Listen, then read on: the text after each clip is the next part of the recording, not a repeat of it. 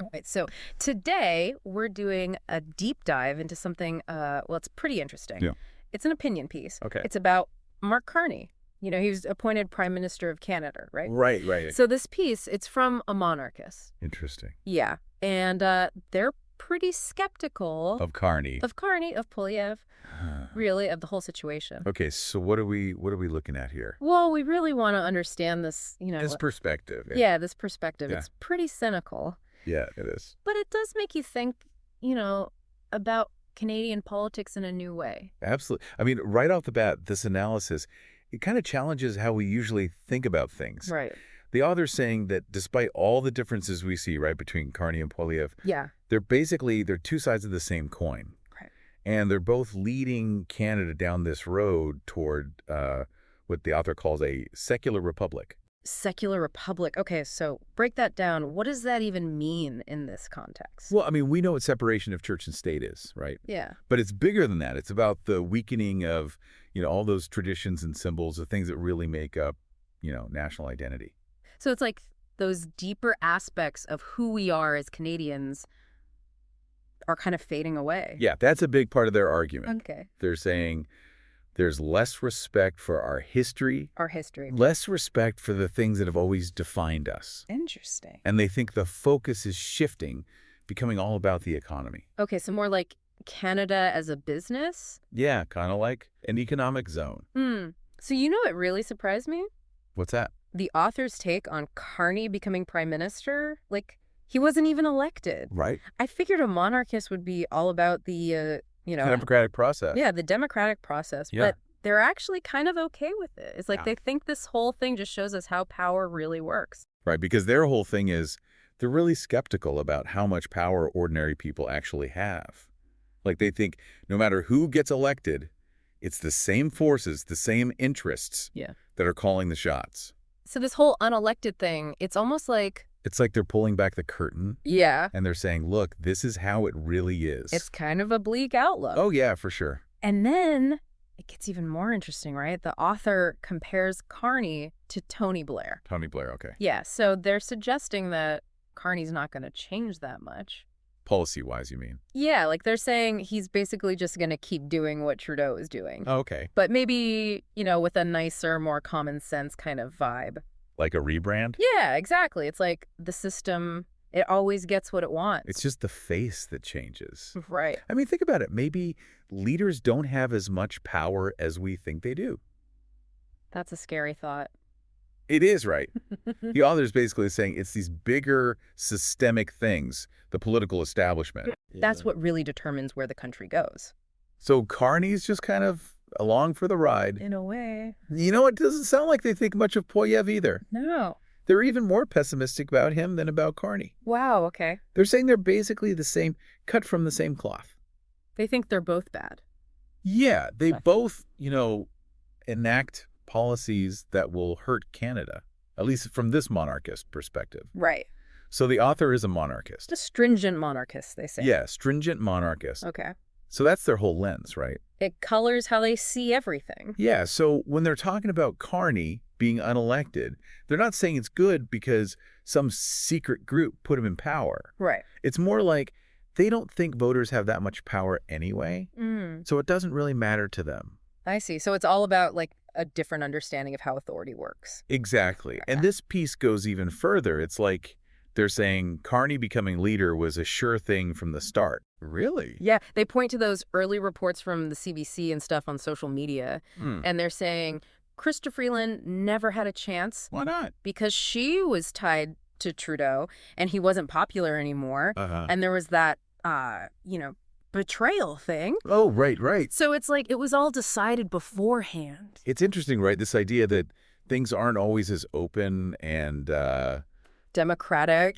democratic as we might think. Right. It's like maybe there are these forces working behind the scenes, Yeah. shaping things. And they're saying Poilievre's whole strategy, it was all about being anti-Trudeau. Yeah. So when Trudeau was out, he didn't really know what to do. It's like he didn't have a plan. Right. No real plan, no strong message of his own, just Trudeau bad. It's a pretty harsh critique, Yeah. but it makes you wonder, what happens when your whole identity is about opposing someone else? And then There's the carbon tax. Remember, Poilievre's big thing was axe the tax. Right. But the author says Carney might get rid of that part that directly affects people, like the civil component, they call it. Uh-huh. So then what happens to Poilievre's big promise? It loses its punch, right? Yeah, exactly. Especially since the other part, the industrial carbon tax, that's more complicated. It's not as easy to explain. Yeah, people's eyes glaze over, you know. It's not a great campaign slogan. So things can change so fast in politics. They really can.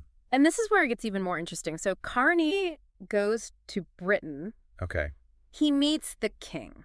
The king, wow. Yeah, and the author thinks he's doing this to try to, look like a real leader. Or a traditional leader. Yeah, like, he fits in with the old ways. Right. And he keeps talking about Canada's British and European heritage. Okay. They're saying Trudeau never did that.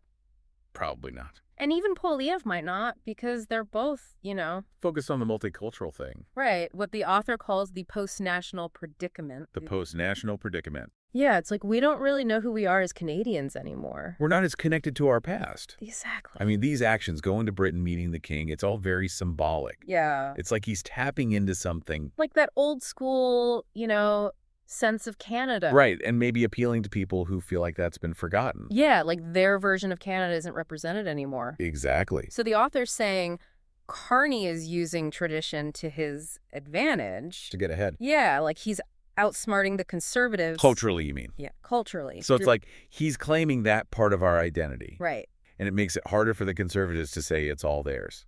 And it makes him look good to a wider range of people. It's clever. And remember that thing he said in France? Remind me. He said Canada is the most European of non-European countries. Oh, yeah. So the author thinks that fits with their view, About our roots. Yeah, and maybe it means we'll be closer to Europe, especially with all the stuff going on with the U.S. Makes sense. But the author also points out that Canada and Europe, they share a lot of the same liberal values. Yeah. And those social engineering policies. Right. Which they don't like. So it's like we're close to Europe, but maybe not in a good way. Yeah, from their perspective. So we have this shared history and culture with Europe, but also this shared... liberalism. Yeah, this liberalism that they're wary of. Right, and they even talk about how liberals have this way of taking traditional institutions and using them for their own purposes. Oh, interesting. Yeah, like they give the example of Protestant churches, Okay. how they've changed over time, become more liberal. Right. So they're saying Carney's doing the same thing, using tradition as a cover for a liberal agenda.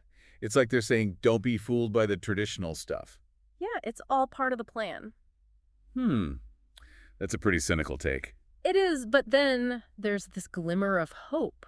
Yeah, they actually think Carney might accidentally bring back a strong Canadian identity Okay. because he's talking about it so much, even if it's for his own reasons. Ah, I see. And they think once that identity is back, it could be this huge force. Like a wave. Yeah, and it could actually push back against the trends that Carney, might be supporting. So even though they think he's being manipulative, Yeah. they think it might backfire on them. Exactly. And they compared this to the right-wing version of Canadian identity, which they think is kind of weak and too Americanized. So they're saying a real strong Canadian identity could actually be a good thing. Yeah, a good thing in the sense that it could, shake things up. Challenge the status quo. Exactly. But they still don't trust Carney. Oh, no. They think he's just trying to make Canada look good on the world stage. Like he's creating a brand. Yeah, a brand. And they think he's especially worried about the U.S., especially if Trump comes back. Right. But they're hoping that this whole nationalism thing will take on a life of its own, become something bigger than Carney. So he unleashes something he can't control. Yeah, that's the hope. Interesting. And they talk about how Canada is already super liberal, like even more liberal than Europe and the U.S. in some ways. Wow. So they don't think Carney will suddenly become super progressive. Right. But they also don't think he'll fight against it. So just go with the flow. Yeah, and they even say he might use conservative language to support liberal ideas. Like a wolf in sheep's clothing. Yeah, kind of. Tricky. And there's this line in the piece that really struck me. They say, culture is downstream of law. What does that mean? I think it means that the laws we make, the policies we implement, they end up changing our culture. So culture doesn't just exist on its own. It's shaped by the rules we live by. Exactly. That makes sense. And their view of Carney is pretty cynical. They think he's part of this elite group Okay. who believe they should be in charge. They have a right to rule. Right. But they also know they have to play the game, The game of politics. Yeah, sometimes they have to compromise their ideals to stay in power. It's like they're serving two masters. Yeah, their own beliefs and the pagan god of power. That's what the author calls it. The pagan god of power. Wow, that's a strong image. It is, right. And this leads to their most interesting argument. They say that Carney, by trying to make Canada more traditional, Mm-hmm. he might actually end up hurting liberal democracy. Really? Yeah, because he's making those traditional values more acceptable. I see. And those values, they could be used to challenge the very system he's part of. So it's like he's giving people the tools to overthrow him Yeah, in a way, it's like they're saying, be careful what you wish for. because you might just get it. And the author thinks that just by talking about tradition and history, Yeah. Carney is questioning the whole idea of progress. Like the idea that society is always moving forward in a good way. Right, that liberal idea of progress. It's like he's introducing a different way of thinking. Yeah, a way of thinking that might be dangerous to the liberal order. And the author ends with this big, bold vision. Tell me. They're saying that if Canadian nationalism can overcome all this post-nationalism they're talking about, Yeah. Canada could become a model for the whole world. Like a leader in a new post-liberal order. Exactly. It's a pretty dramatic idea. It is, right? So we've just gone through this, unusual and thought-provoking analysis of Carney becoming prime minister. It's a lot to unpack. It is. We talked about how the author sees him as part of these bigger trends, their surprising take on him being unelected, Yeah. how he might be using tradition for his own gain, Right? and the possibility that it all backfires spectacularly. It really makes you think about things differently. It does, and I think the most interesting question they ask is this. Can a leader use national symbols and traditions without them taking on a life of their own? And becoming something he can't control. Exactly. It's a really powerful idea. It makes you think about how identity works, how politics can change in unexpected ways. It's a lot to consider. It is. So what do you think? Where do you see Canada heading? Well, that's the big question, isn't it? It is. Thanks for joining us for this deep dive. It was a good one. It was. We'll see you next time. See you then.